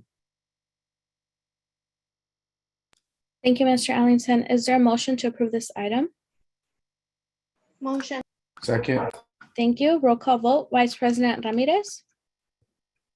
Aye. Clerk Cabrera. Aye. Board Member Magaña. Aye. Board Member Uribe. Aye. And an aye for me as well. That motion is carried. At this time, we're going to consider item 10C, resolution number 24 of the year 2021-2022, board member compensation of missed meeting. I would like to call on Dr. Escobarna. This is pretty much self-explanatory. It is a exception for the board member due to hardship. But the board member who is involved with this, Ramirez, would need to abstain from that. So I would recommend approval. Thank you, Dr. Escobarna. Is there a motion to approve this item? Move to approve. Is there a second? Second. Thank you. Roll call vote. Vice President Ramirez. Abstain. Clerk Cabrera. Aye. Board Member Magaña. Aye. Board Member Uribe. Aye. And an aye for me as well. That motion is carried. At this time, we are going to consider item 10D, approval resolution number 25 of the year 2021-2022 of the Board of Education of Montebello Unified School District, authorizing the sale of issuance of not to exceed 155 million aggregate principal amount of general obligation refunding bonds in one or more series, approving the forms of and authorizing the execution and delivery of one or more escrow agreements, bond purchase agreements, and continuing disclosure certificates, approving the form and authorizing a method for review and approval by members of said board of one or more official statements, and authorizing the execution of necessary documents and certificates and related actions in connection therewith. I would like to call on Mr. Allington. Thank you again, Madam President. Tonight, we will be recommending that the board approve this resolution to refinance our outstanding bonds, some of them, to lower the burden on the taxpayer, the cost that they're required. And we have with us tonight Adam Bauer and Jason Young from Fieldman Roll-Up and Associates, who have been helping us with this transaction. Mr. Bauer. Great, good evening. And as Mr. Ellison has pointed out, this is a refinancing. What it accomplishes is lowers what the amount that the taxpayers must repay. The term will not be extended, and we only move forward with it should it make economic sense for the taxpayers within the community. No savings from this go directly to the district. The district staff strictly is putting this out there so that the taxpayers can achieve some savings. So with that, both Jason and I are available for any questions. Is there any questions from my colleagues?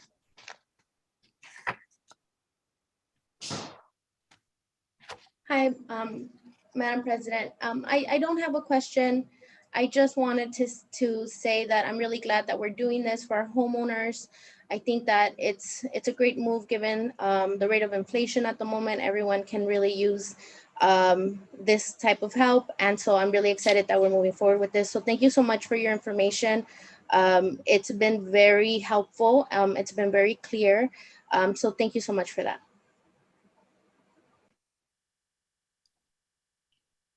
Is there any other? Sorry, who was that? No, sorry, I was gonna. Go ahead, Mr. Anderson. No, I was gonna make the recommendation, but I'll wait for your call. I'm sorry. Is there any other questions, comments from the board? Okay, hearing none, go ahead, Mr. Allington. Thank you, Madam President. I apologize again. Tonight, I recommend that the Board of Education approves resolution number 25 for 2021-2022 year, authorizing the sale and issuance of not to exceed 155 million aggregate principal amount of general obligation refunding bonds in one or more series, approving the forms of and authorizing the execution of the delivery of one or more escrow agreements.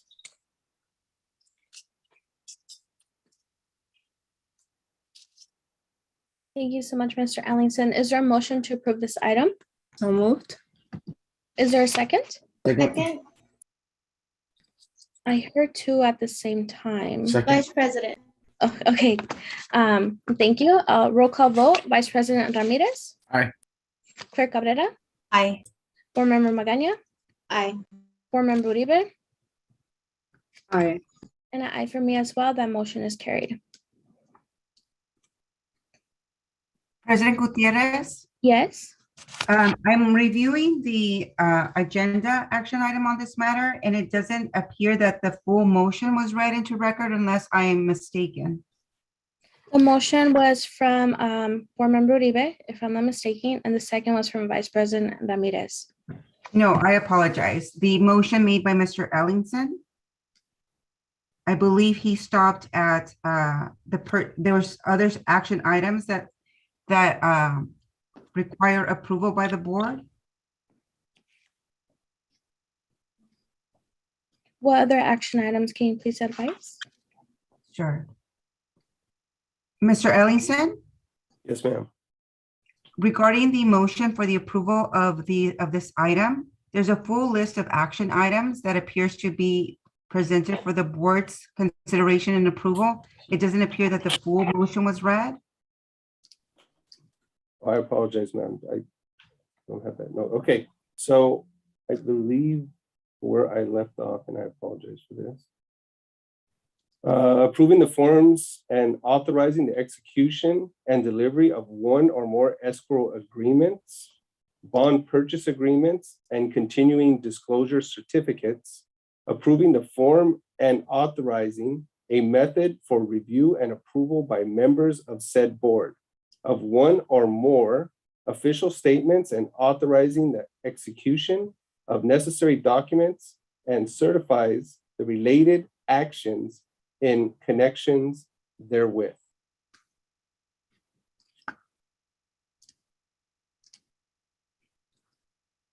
So we would need to redo the motion, correct, legal counsel? Yes, Okay. please. Is there a motion to approve this item with the said items? So moved. Second. Okay, thank you. Let's do a roll call vote. Vice President Ramirez, Aye. Clerk Cabrera, Aye. Board Member Magaña, Aye. Board Member Uribe, Aye. and an aye for me as well. That motion is carried. Thank you. Okay, let's go to consent agenda. Are there any items to be pulled from the consent agenda or further discussion and or action? Yes, I would like to pull 7J and 9A10.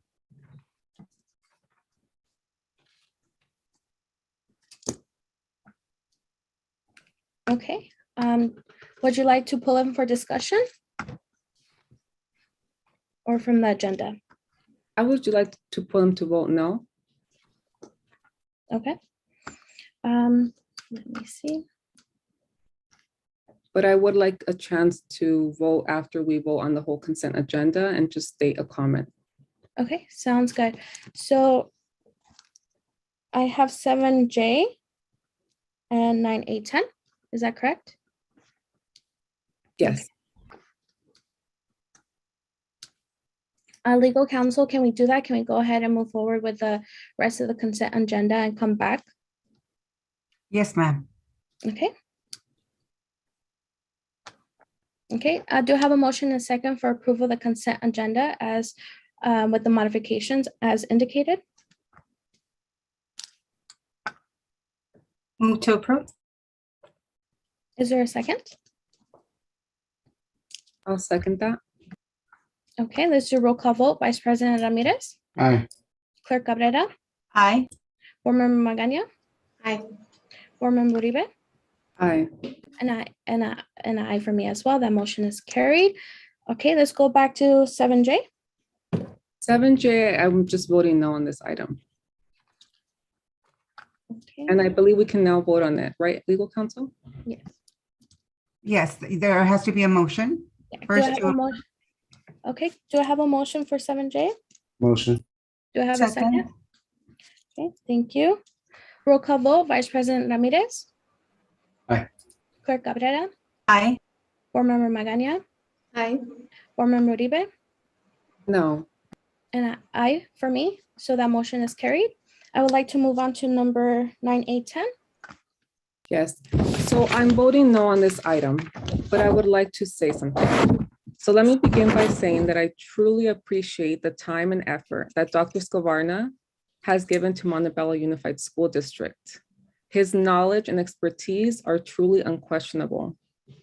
Dr. Scavarna, if you would come out of retirement, that would be my ideal situation to fulfill our full-time superintendent position. But I do acknowledge that at this point in your life, this isn't too much to ask for. We have to recognize as stakeholders the needs, including our students' needs.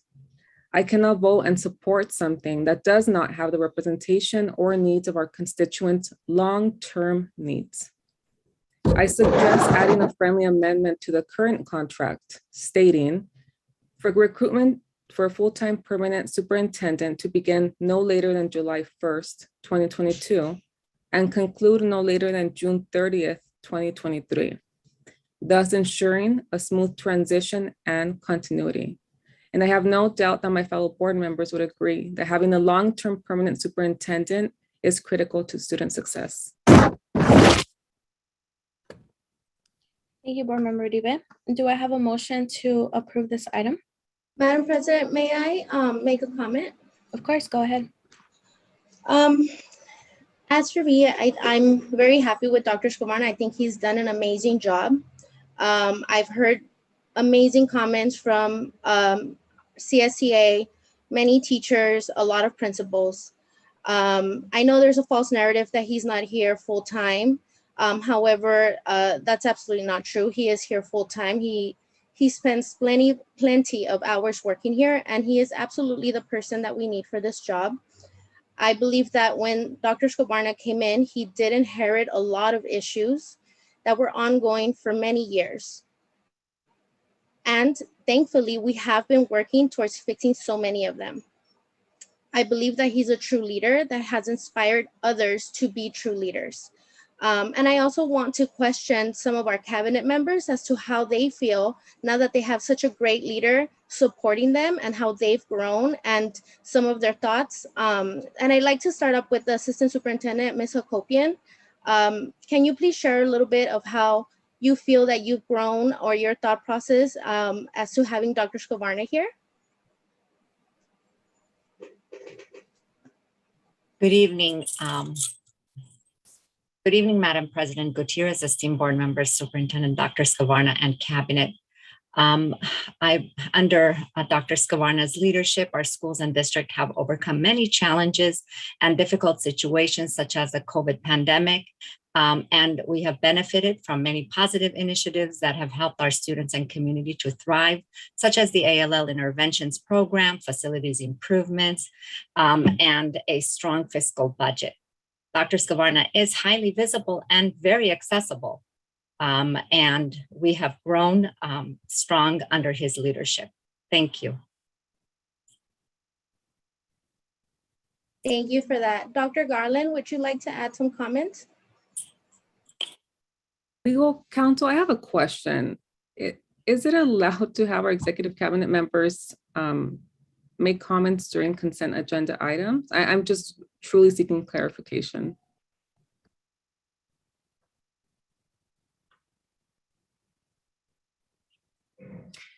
I think if a board member is deferring or asking a comment, right, from her cabinet, if she's giving that time or asking for that time to defer that time to cabinet, but ultimately also it's up to President Gutierrez as a chair of the meeting to see if she's fine with allowing Board Member Magaña deferring some of her time in this discussion item to this matter. Thank you, Ms. Copado. Sure. Yes, go ahead, Board Member Magaña. Thank you. Go ahead, Dr. Garland. Good evening. We're a very strong cabinet under Dr. Scarvana's leadership. He works really well with us. We're very collaborative. All the decisions that he makes are in the best interest of our students. And he's extremely accessible. Thank you. Dr. Ewan? Yes, good evening, everyone. My comments are, I first met Dr. Scavarna when he was a fiscal advisor, and he was very accessible and personable. And knowing that he had a previous superintendent background, he provided a lot of input. Now working with him as an interim, again, he's very easy to work with. He is very accessible. I can still remember a time when something happened to a student. He called that parent and made himself available. And just from the learning side, like it's great to learn from somebody who has so much experience, and it just helps push all of us together, further together.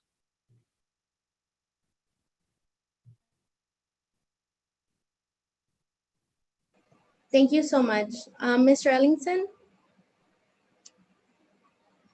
Thank you, ma'am. Good evening, members of the board.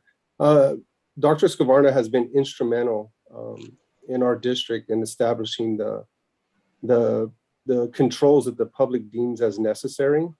This goes back to, as Mr. Yuen described, when he was our fiscal advisor and helping us right the ship, so to speak.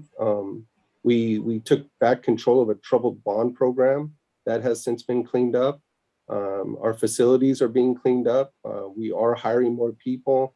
We just given out a substantial raise to our teachers union.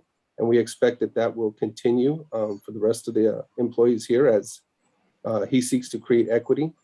I would say he avails himself 7 days a week because I do receive phone calls, to get updates on different things. And I receive assignments from those phone calls.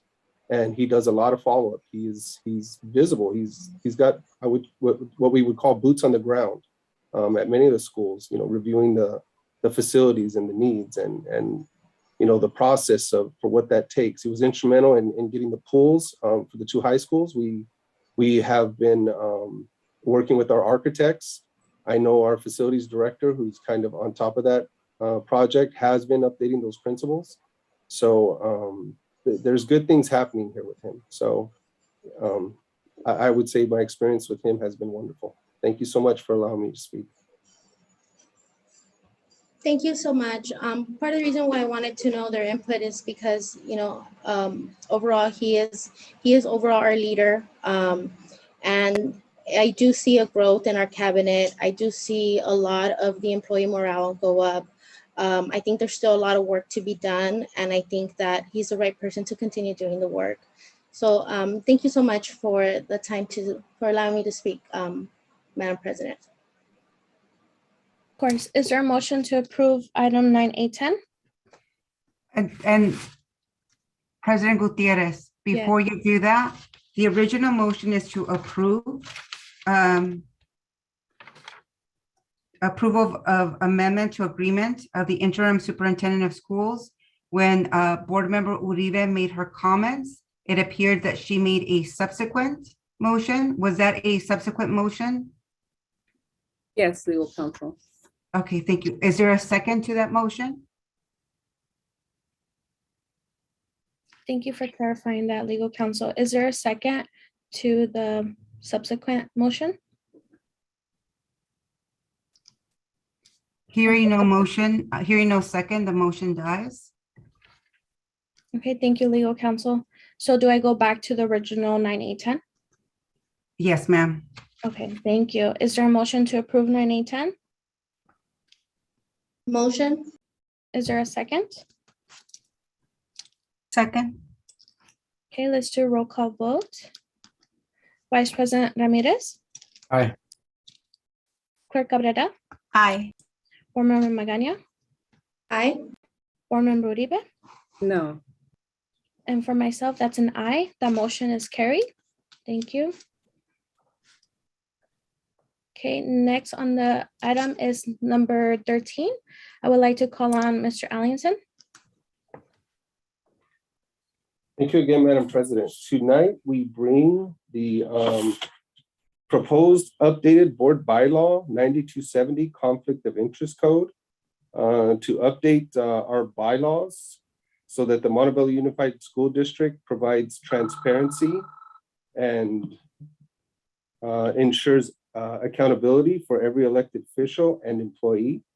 Tonight, I recommend that the Board of Education approves the updated bylaws of Board 9270 Conflict of Interest Code of the Montebello Unified School District, Exhibit B.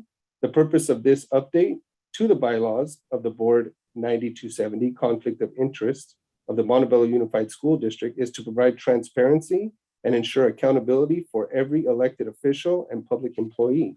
It provides the necessary information to the public about an official's personal financial interests to ensure that officials make decisions in the public's best interest and not enhance their personal finances.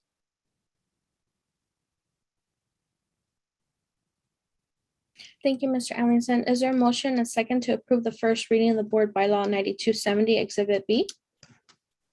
Motion. Second. Perfect, thank you. Roll call vote, Vice President Ramirez?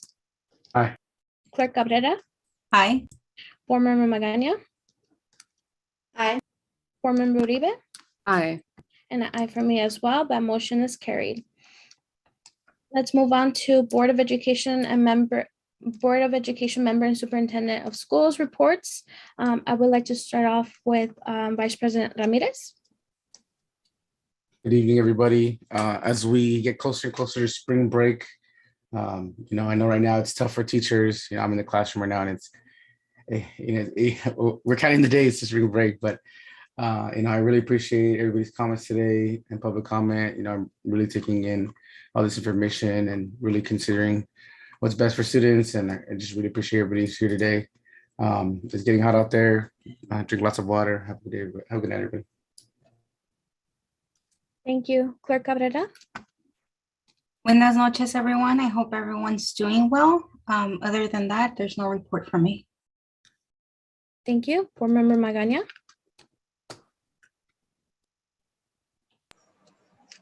Hello, everyone. I just wanted to thank you all for joining us today, for all your thoughts and comments. Know that we have a very student-focused board that genuinely does care for the well-being of our students and our staff. Thank you for entrusting us when you elected us to make these difficult decisions. I know that when I went through the process of campaigning and I went and I knocked on doors, I told the people that I would always, make decisions based on what I believed was best for these students. And I stand by that. I do believe that the decisions we're making today, or at least the decisions that I've made, are very student focused. I also want to thank the students that, build up the courage to call. So I applaud you all for, using your voice and advocating for your needs and your wants. Know that the concerns you've brought about Gascon, we are listening. We are going through procedures. We do have a legal team involved. I know Dr. Ewan has been very involved. If we need to, communicate further, we will do so because we very much do care about all of our schools. I don't want anyone to feel that, Gascon Elementary is not as good or important to us as all the rest of our schools, because it is. Other than that, I did have the honor to attend a nice fundraiser for our Bell Gardens Intermediate Dance Team. And that was really nice. So thank you all for inviting me, and I wish you all the best of luck. Other than that, just thank you all for your time and have a good night. Thank you. Board Member Uribe? Good evening, everyone. I just want to thank everyone for joining. I want to just acknowledge all the comments that were made. There's just so much work being done. This is something that truly hits home for me as a parent, as a board member, just continuing to assure that our students will have everything that they need and just deal with, problems and concerns and all that's coming forward, truly being addressed. I also would like to congratulate and just celebrate the Bell Gardens Intermediate Dance Team that will be going to their dance competition this month. So I would like to give a shout out to them and Mr. Mendoza for the amazing work that he does with these students, and to all the parents and the moms that are there helping support them. And I also would like to ask to adjourn tonight's meeting in honor of Leticia Garcia, and just thanking her family for the commitment and the years and the time that she gave to our district and the impact that she made. So I just want to recognize that, and just may she be in heaven right now, resting in peace. That concludes my board member comment. Thank you. And Dr. Escobarna, do you have any reports? Just a comment, if I could make, about how significant it is that we were able to refinance those bonds with the Securities and Exchange Commission and all these investigations going on. We had to go through all kind of hoops to do that. And it's wonderful, incredibly wonderful, to get the rates lower for the community at no cost. I heard what one comment was about capital appreciation bonds. That's not anything I would even get involved in. So we are actually trying to clean up a lot of the bond stuff that's gone on in past years of the issues that are non-callable. And I think the community will see in the year to come that a lot of these construction projects are going to get done. And that resolution that you passed tonight to get those state matching funds may allow us to get double bang for our buck. So we're going to work really hard to do common sense upgrades to all of these school sites that the teachers are going to love, the classified are going to love, and they're going to have input on all this, including the board, and just make them very common sense and just continue to try to move in that direction. And I appreciate all the comments also. And please have a wonderful evening. Thank you, Dr. Scavarna. And my reports are, I just want to thank the community for being here tonight, this evening, for sharing your report and your public comment. We hear you. We're always listening to your public comments. I just want to thank our staff, our cabinet, Ms. Hakopian as well. I had a chance to join a parent meeting with her and some parents from a school so we can work together in reducing the class sizes. So this is something that we're doing to make sure that we reduce those class size numbers. Thank you so much for your hard work and for the dedication of our parents. Just know that we are hearing you. I also, I attended Bell Gardens breakfast introduction for the WASC committee. I want to thank the Bell Gardens and all the staff for the process that it takes in order to prepare for a WASC meeting and a visit. So thank you so much for the Bell Gardens community. I also had the chance to see Claire Cabrera there in attendance. So thank you so much for that. And just thank you, Dr. Scavarna, for leading us in a positive direction and a student focused. We have made so many improvements. You have helped us clean up many of the messes that we have had in the past. So I do really appreciate your time and your leadership. And thank you for the staff, everyone on MESD community for really being passionate for our students. And that is what we're going to continue to do to move our district in a positive direction in a student focused way. So that concludes my report, and I do want to adjourn tonight's meeting in honor of Ms. Leticia Garcia. May she continue resting in peace. And the next regular scheduled meeting is for Wednesday, April 6, 2022 at 6 p.m. Do I have a motion to adjourn tonight's meeting? So moved. Is there a second? Second. Roll call vote. Vice President Ramirez. Aye. Clerk Cabrera. Aye. Board Member Magaña. Aye. Board Member Uribe. Aye. And an aye for me as well. That motion is carried. Good night, everyone. Everybody.